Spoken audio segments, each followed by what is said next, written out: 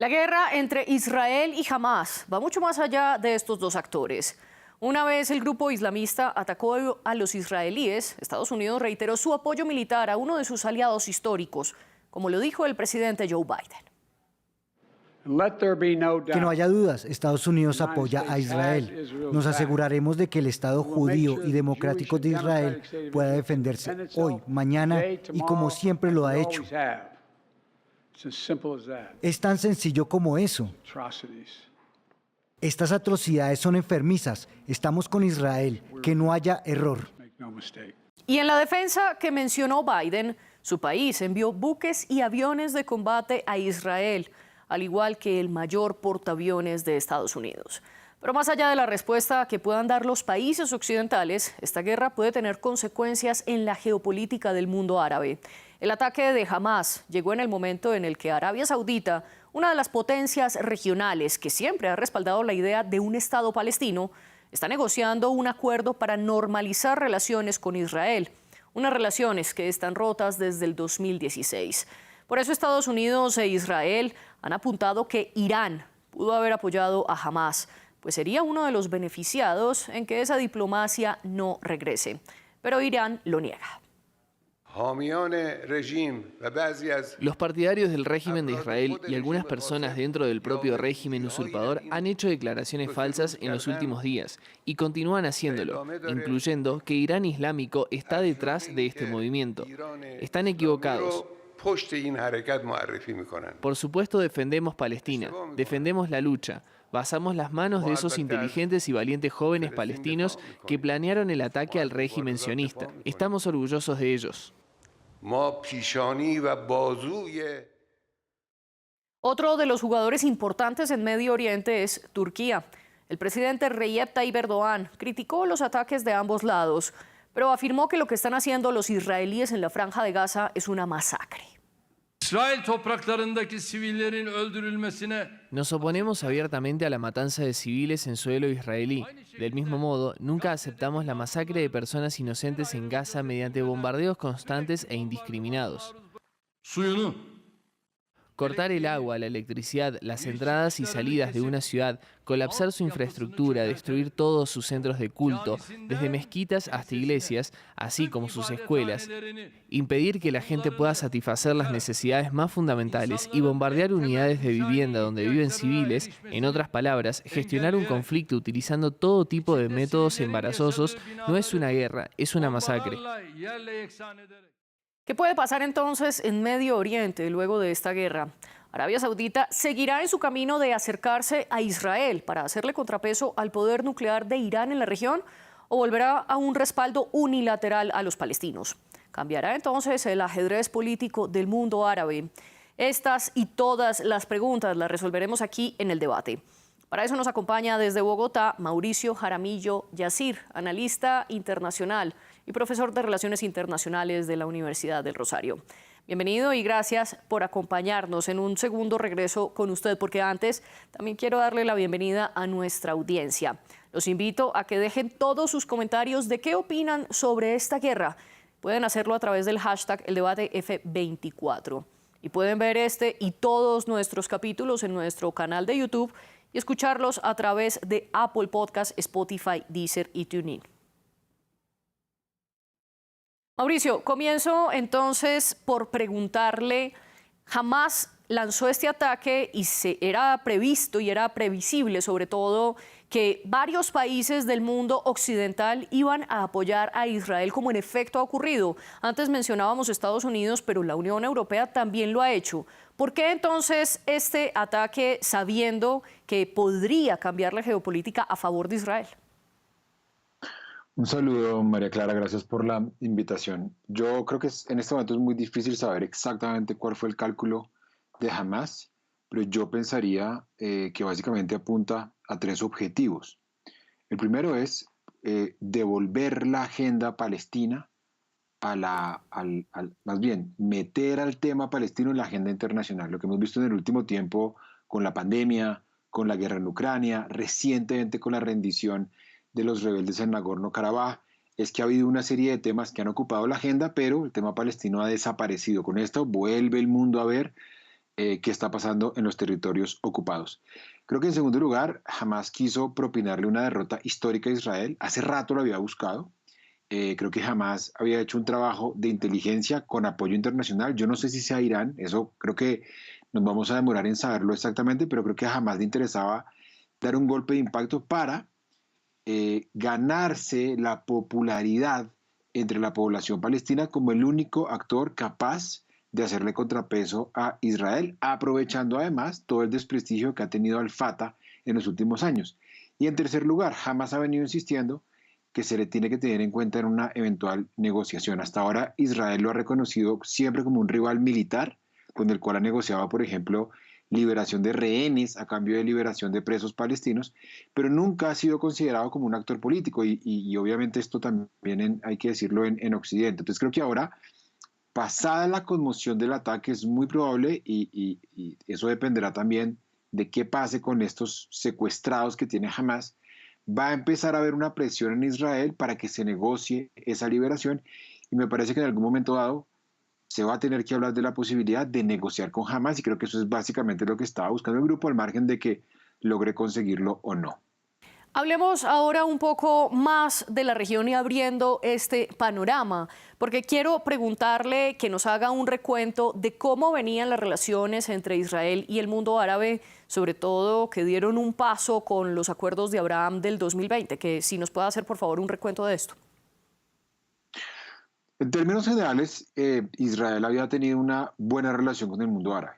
Desde finales de los 70, ustedes se deben acordar, se firman los acuerdos de Camp David I, en el que Egipto reconoce, luego en los 90 Jordania, y con Jordania y Egipto se desactiva el conflicto árabe-israelí y más bien nace el conflicto palestino-israelí. En épocas más recientes, Israel había conseguido el reconocimiento de Emiratos Árabes, estaba muy cerca de lograr una normalización total de relaciones con Arabia Saudí, había conseguido también el reconocimiento de Marruecos. Hoy se puede decir que buena parte de los estados del África subsahariana reconocen a Israel. De hecho, la mayoría de estados hoy del África están apoyando a Israel. Países, por ejemplo, como no son árabes, pero están en la África subsahariana, como Kenia, ha sido muy enfático en la condena. Y hay algunos estados árabes, tal vez el más, digamos, el más duro con Israel es el de Túnez, ¿sí? Por quien es hoy en día presidente. Pero en términos generales, Israel tiene muy buena relación con esos estados.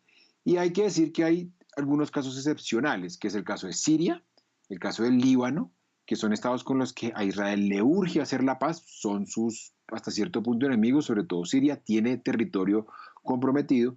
Entonces, en términos generales, con el mundo árabe, estoy hablando de los estados, María Clara, no estoy hablando de la gente, ha venido reconciliándose, pero con esto que está ocurriendo me parece que queda empantanada esa reconciliación. Y también se conecta con nosotros a esta hora Marcelo Kisilevsky, periodista y conferenciante especializado en temas de Medio Oriente y también guía turístico en Israel.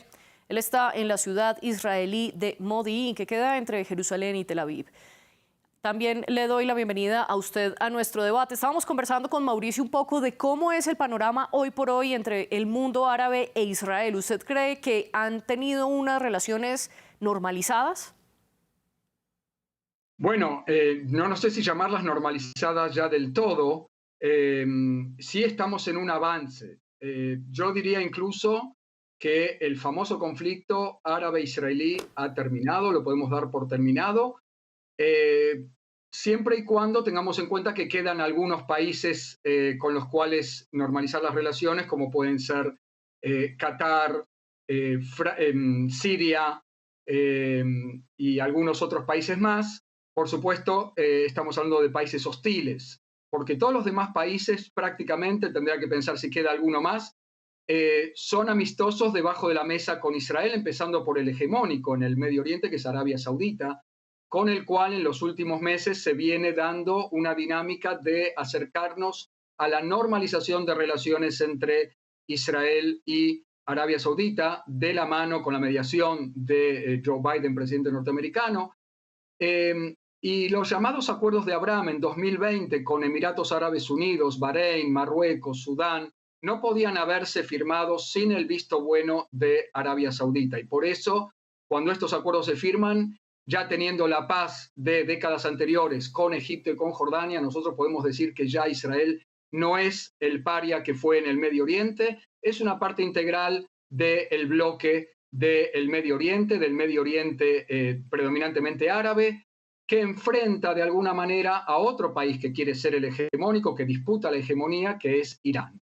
Y ya vamos a hablar del papel de Irán, pero antes quiero preguntarle, Marcelo, ¿cómo se pasó de esta postura y de este cambio de postura de Arabia Saudita, quien en 2002, en la cumbre de los países árabes que se realizó en Beirut, pidió concretamente, uno, que los israelíes se fueran de lo que Arabia Saudita llamó territorios ocupados desde 1967. Dos, exigió que Palestina fuera un estado y cuya capital fuera Jerusalén del Este. Y todo esto a cambio de normalizar las relaciones con Israel. ¿Cómo pasamos de una Arabia Saudita que a la vuelta de hace 20 años tenía esta postura y ahora está en negociaciones con Israel? Sí, recordemos que también esa propuesta de paz de Arabia Saudita, el Plan Saudita de Paz es del año 2000, y en el año 2002 toda la Liga Árabe refrendó ese plan de paz que, como bien decís, ponía como condición la retirada israelí de todos los territorios conquistados en el 67, la creación de un Estado palestino con Jerusalén Oriental como su capital, y solución justa para los refugiados palestinos. Es decir, que lo que primaba, y así ha sido en todos los acuerdos con Israel, fue el paradigma de Palestina primero. Primero vamos a hacer una paz desde adentro hacia afuera, es decir, primero con Palestina se va a crear el Estado palestino y luego todos los países árabes nos avendremos a hacer la paz con Israel. Lo que se está rompiendo en este momento desde los acuerdos de Abraham es ese paradigma por otro que diga, nosotros seguimos apoyando la causa palestina, pero no los podemos esperar más. Los palestinos han rechazado un plan de paz por otro basado en dos estados y nosotros tenemos, les dicen estos países árabes a los palestinos, tenemos problemas más urgentes que la causa palestina. Uno es el petróleo, la economía basada en el petróleo se está acabando la fiesta, podríamos decir así. Y están haciendo un viraje hacia la alta tecnología, Israel los puede ayudar en eso. Y el otro problema que tienen se llama Irán, que desde un tiempo a esta parte está tratando de poner cabezas de playa en numerosos países árabes, tanto con sus proxies terroristas como puede ser Hezbollah o guerrilleros irredentistas como pueden ser los hutíes en el Yemen, con la construcción de la bomba atómica, ayudando a Bashar el-Assad a ganar la guerra civil en Siria, iniciada después de la guerra civil de la primavera árabe en Siria en el año 2011. Es decir, un poco colonizando el mundo árabe. Esto pone bastante nervioso, estresa bastante al mundo árabe y dice, nosotros tenemos que formar un bloque en el que también Israel nos puede ayudar, un bloque geopolítico, un bloque de alianza económica y también militar, de la mano también de Estados Unidos, sí. Que a veces, ondulantemente, hay miedo de que Estados Unidos se esté retirando de la región y ahora hay otro cambio más, donde Estados Unidos vuelve por sus fueros aquí en el Medio Oriente. Mauricio, regreso con usted, porque Marcelo mencionó que el conflicto árabe y de Israel ha terminado. ¿Usted coincide con esta postura? Y si es así, ¿qué pasa ahora luego del ataque de Hamás y la respuesta de Israel? Sí, de hecho creo que Marcelo, sin haberme escuchado, dijo algo muy similar a lo que yo había planteado. Desde que Egipto se normaliza las relaciones en Camp David I con Israel, luego viene Jordania y más recientemente estos otros estados, lo que uno ve es que el conflicto se desplaza del mundo árabe-israelí al mundo palestino-israelí en primera, segunda intifada, y desde que Hamás tiene este poder, pues lo que hemos visto es que el conflicto ya no es necesariamente regional. ¿Qué pasa a partir del ataque? Yo creo que acá hay un nuevo mapa del Medio Oriente. Yo coincido más o menos en lo que plantea Marcelo, solamente agregaría algo con lo que no estoy muy de acuerdo, y es, yo no creo que haya una reconciliación verdadera de Israel con el mundo árabe si no se reconcilia con sus enemigos, porque, digamos, yo no le veo mucho valor a establecer relaciones diplomáticas con Marruecos, con Emiratos Árabes, con Bahrein, porque son estados con los que en realidad pues, Israel no ha tenido una historia de guerra, como sí, por ejemplo, con Siria, con el Líbano y como con Palestina. Entonces, para mí siempre ahí hubo una, digamos, supervaloración de esos acuerdos. Lo que pasa ahora es que yo creo que el mundo árabe va a tener que tomar una decisión respecto a Hamas, si va a ser o no representante legítimo de los palestinos. Esto ya lo habíamos vivido en 2006, cuando los palestinos van a las urnas y votan por Hamas y el mundo internacional le impide a Hamas ejercer el gobierno, se da esta guerra palestina. Entonces, lo primero es que Hamas ha vuelto. En segundo lugar, yo creo que esto confirma que efectivamente la estabilización de la zona por medio de retaliaciones militares, hombre, fracasó. Las retaliaciones militares de Israel 2008, 2014, 2021, 2022, esta que estamos viendo, lo único que producen es que Gaza se convierta en una olla a presión que en cualquier momento va a estallar, y creo que eso los israelíes lo van a empezar a entender, insisto, pasado el estupor y pasada la conmoción, que es absolutamente comprensible. Y me parece que en tercer lugar, yo creo que tiene que relanzarse un proceso, y me parece que va a empezar a haber presión en Europa y en Estados Unidos de la sociedad civil. Me parece que va a ser muy difícil para Israel legitimar, pasado un tiempo, una ofensiva de las proporciones que están pidiendo algunos en Israel y especialmente la derecha. Yo creo que este margen no va a ser ilimitado, y conforme empecemos a ver los excesos. Hoy, por ejemplo, hoy se reporta la muerte de 11 personas de la Agencia para los Refugiados de Naciones Unidas, el asesinato frente a sus familias. Cada vez son más las voces, lo veíamos ahorita ahí en el video, por ejemplo, de Erdogan diciendo: Israel tiene derecho a la legítima defensa, pero no conviertan esa legítima defensa en una masacre de grandes proporciones. Entonces yo creo que pasada la estupefacción va a empezar a haber una presión mayor para que de alguna manera, como pasó con los acuerdos de Oslo que surgieron cuando se tocó fondo en la primera intifada, haya un relanzamiento en el proceso de paz. Marcelo, regreso con usted para hacerle dos preguntas sobre dos de los puntos que mencionó Mauricio. El primero de ellos es: ¿cuál cree usted que será la postura que puede tomar el mundo árabe frente a Hamas, y si lo va a reconocer o no como un actor de todo este conflicto? Y dos, pasada esta conmoción de la guerra, de los momentos inmediatos, ¿qué cree usted que va a hacer la geopolítica mundial frente a Israel? ¿Va a ser una presión o no para que cese esa retaliación militar? Sí, yo creo, bueno, no es que no estoy de acuerdo con Mauricio, yo creo que por supuesto queda, como ya lo mencioné yo también, las hostilidades y el estado de guerra formal con Siria, con Líbano. También no existe un pacto de paz con Qatar también. Faltan otros países, pero no son países que pueden oponer una amenaza a Israel, y por eso en el frente árabe Israel puede darse más por conforme o como parte de un mundo árabe que por debajo de la mesa ya hace 20 años que viene manteniendo negociaciones, tratos comerciales.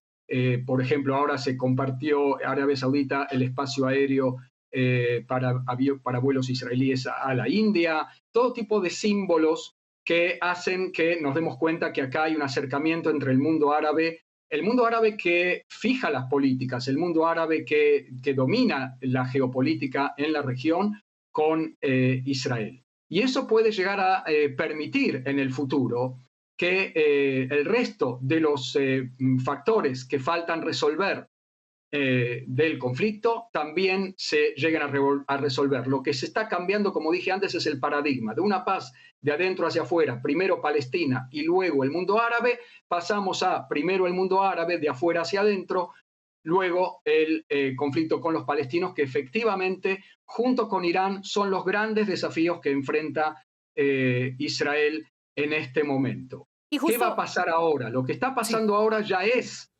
el acto que mencionaba Mauricio de una dinámica de vueltas cíclicas de violencia entre Israel y la Franja de Gaza. Ya le ha estallado este sábado 7 de octubre en la cara al Estado de Israel, que intentaba mantener una pacificación con pulmotor. Y nos damos cuenta, y se da cuenta el mundo árabe también, que Hamas no es la organización que representa los intereses del pueblo palestino y que es una organización que lucha por su liberación y los derechos humanos y la justicia social y la construcción de 2 estados, porque es la prueba mucho más sencilla, Sí. es que no existe ocupación en la Franja de Gaza. Desde 2005 no hay un solo israelí viviendo en la Franja de Gaza y por lo tanto no hay un solo soldado para defenderlo y por lo tanto hay que entender que la hostilidad de los cohetes Qassam, Grad y similares de la Franja de Gaza contra Israel tienen que ver más con la ideología irredentista islámica radical trasnochada, pervertidora del Islam verdadero, porque eso no es lo que dice el Islam que hay que hacer, Sí. matar mujeres y niños y atacar países poderosos. Bueno, podríamos hablar mucho tiempo de esto.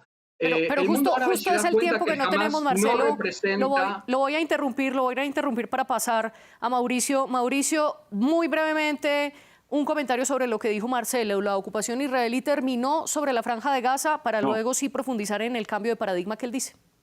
No, de ninguna manera. Lo que hubo fue una salida de colonos, pero Israel siguió, 1, controlando las fronteras y 2, a partir de 2007 impuso un bloqueo. Es decir, no solamente hay ocupación, sino que hay una ocupación en condiciones execrables para la población gazatí a partir de 2007. En segundo lugar, efectivamente yo creo que la ideología de Hamás es incompatible con los derechos humanos, es incompatible con la democracia, pero fue el partido por el que votaron los palestinos en el 2006. 53% de los palestinos quiere ser gobernado por Hamás. Y termino diciendo esto, ojo, Hamás no es el único extremista. Hoy en el gobierno de Israel hay partidos que tienen un discurso absolutamente supremacista, arabofóbico, homofóbico, que hace apología a la violencia. Hablo, por ejemplo, de Partido Sionista Religioso, hablo, por ejemplo, de la Noam. Entonces, Sí. claro, yo creo que hay que llamar la atención acerca del extremismo, pero el extremismo está tanto del lado palestino como del lado israelí. Muy brevemente, Marcelo, un comentario muy breve a la réplica de lo que dice Mauricio. Sí, me da miedo que el trazar un paralelismo es limpiar lo que acaba de pasar. Directamente están justificando desde ciertos sectores intelectuales la masacre diciendo, pero Israel, pero esto, condenamos la violencia, pero en Israel también existe Noam, en Israel también existen ministros extremistas. Vamos, lo que ha pasado acá demuestra que el Hamás no es la organización socialista, derechos humanistas, ni nada por el estilo, sino que es ISIS. Los métodos fueron nazis. Hamás es una organización nazi y Israel, si cometió un error, es permitir que se desarrollara una dinámica de un monstruo de 2 cabezas, uno en Cisjordania y el otro en Gaza, con la ilusión de que se podría mantener esta dinámica de enfrentamientos cíclicos ad eternum.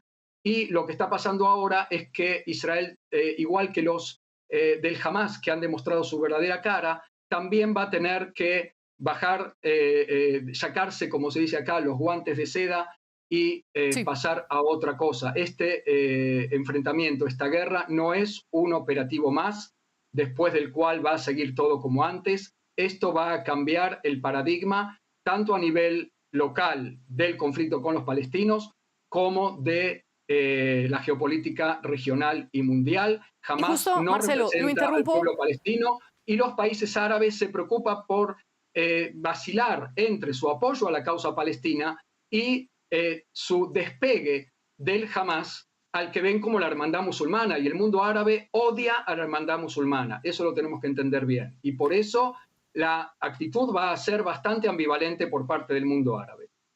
Mauricio, regreso con usted para retomar nuestra discusión sobre cómo afecta esto la geopolítica, que es justo lo último que mencionó Marcelo, y le quiero preguntar si usted está de acuerdo sobre este cambio de paradigma que Marcelo defiende y que básicamente el mundo árabe, liderado por Arabia Saudita, pasó de un discurso de primero la paz con los palestinos antes que cualquier cosa, y ahora está relegando eso y decir, no, primero nuestra hegemonía sobre Irán ante, 1, el crecimiento nuclear y 2, la escasez de petróleo.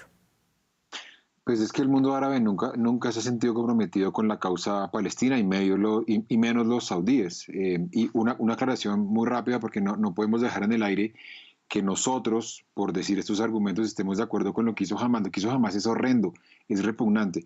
Lo único que yo quisiera recordar a la gente es que lo que hizo Hamás lo había hecho Israel en el 2008 en el 2014, en el 2021 y en el 2022. Aquí tuvimos, María Clara, contigo, exactamente lo un mismo. debate por las muertes en Jenin, en un campo de refugiados donde Shirin Abu Akleh, yo creo que tú sabes quién es, Marcelo, una periodista que mataron de un disparo en la cabeza. Entonces yo creo que aquí hay que ser muy mesurados para que cuando acudamos a las explicaciones no se nos acuse de complacencia o de aquiescencia.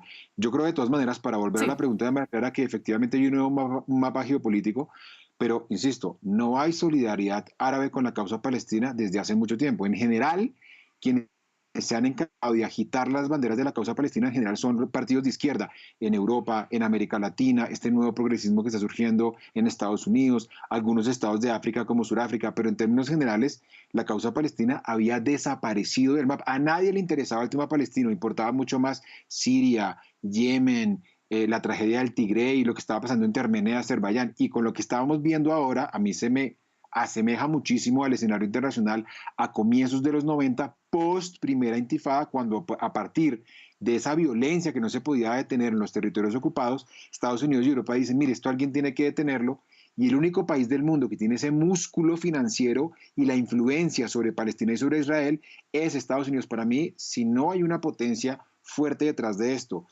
sea Estados Unidos, Egipto o Turquía, va a ser muy difícil relanzar, pero yo creo que hay voluntad política. Y justamente frente a lo que ustedes están diciendo, que todo lo que está pasando entre los palestinos y los israelíes vuelve sobre la mesa en el mapa mundial, no en vano el Consejo de Seguridad de la ONU anunció la reunión que tendrá y en la cumbre que hace en Gaza, precisamente.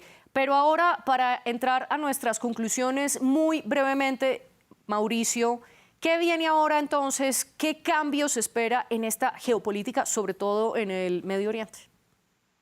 Bueno, en primer lugar viene una negociación durísima para Israel. Yo creo que va a haber una presión, como recientemente la hubo cuando Hamas secuestró al caporal Gilad Shalit. Me parece que la gente le va a exigir a su gobierno que, si bien se lleven a cabo operaciones militares, en la medida de lo posible haya un acuerdo para que la gente que está retenida salga sana y salva.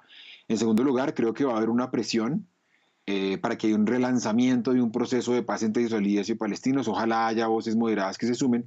Y yo creo que queda una pregunta de qué hacer con algunos de los actores radicales de la zona, como Irán, Hezbollah, que muchos ven como quienes están detrás de este atentado, pero a mi juicio dejarlos por fuera va a ser muy difícil. Miren, la gran lección de Irak, la gran lección de Afganistán es que el mundo pagó muy caro haber dejado a Irán por fuera de la reconstrucción de estos países. Yo creo que la coyuntura da para pensar en una reconciliación profunda del Medio Oriente como la que vimos entre Arabia Saudita e Irán, porque ya vimos que los costos de aislar a los estados son demasiado elevados.